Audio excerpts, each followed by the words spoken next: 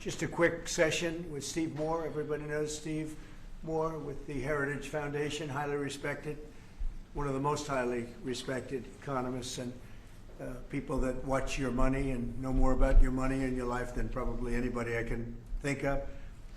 And I want to thank Steve for being here. I saw this today. They came out. What he puts out gets a lot of coverage, and I saw some of them, and then he had a couple of others. And I'd like to ask Steve maybe to discuss a few of these numbers that were just released. I mean, literally just released.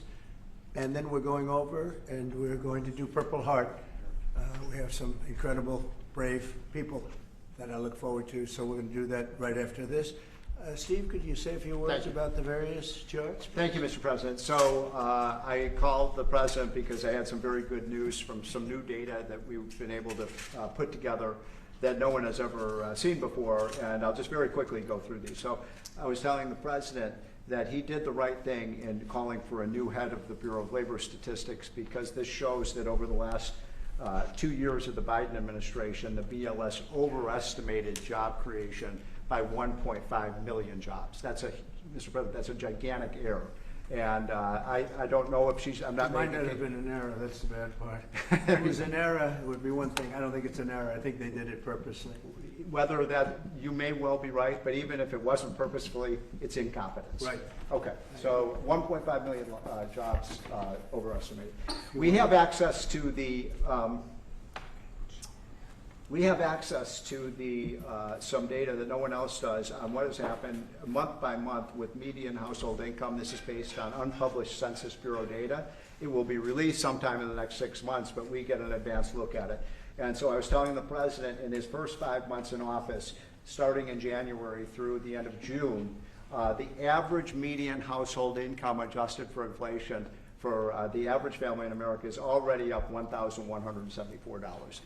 That's an incredible number. Yeah. Just came out. Just came out. So that's a giant gain. And if I would have said this, nobody would have believed it. There's your number.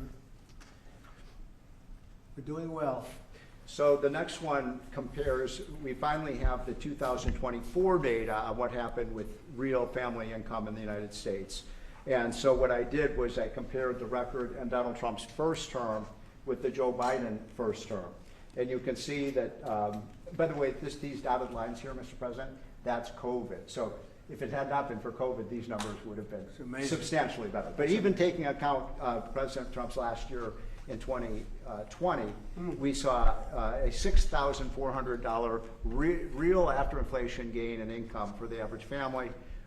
And that compares with Joe Biden, which was a measly $551. So, Mr. President, you gain 10 times more income for the average family than Joe Biden is because of your policies. And that's taken into consideration COVID, Yep. Which a lot of times you don't have to do that. Because but we were I'm very glad you did. We were over almost 8,000 until Look at that number. Yeah. Okay.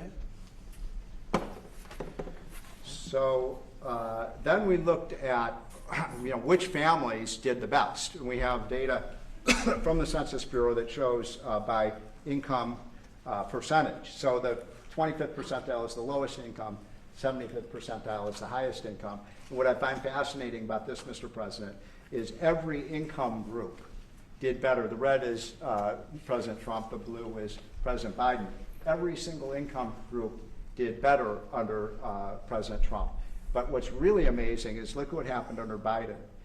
The lowest income group lost income under Biden. They were poor 4 years after Biden's presidency.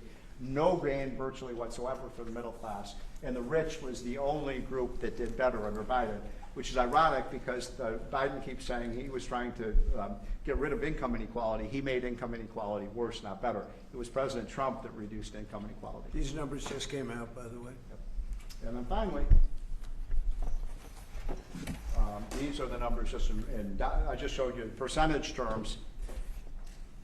Mr. President, these are the numbers in dollar terms. So even the lowest income, 25th percent, gained about $4,000 in income. That's a lot for a lower income family. $6,400 for the middle class and almost $10,000 for the richest. So you can see every income group did better under Trump than Biden by a wide margin. That's the story. I think when you look at them, they're all something, but this one chart really says it better than anything. If you look at this, this is great, but this chart is pretty amazing right here.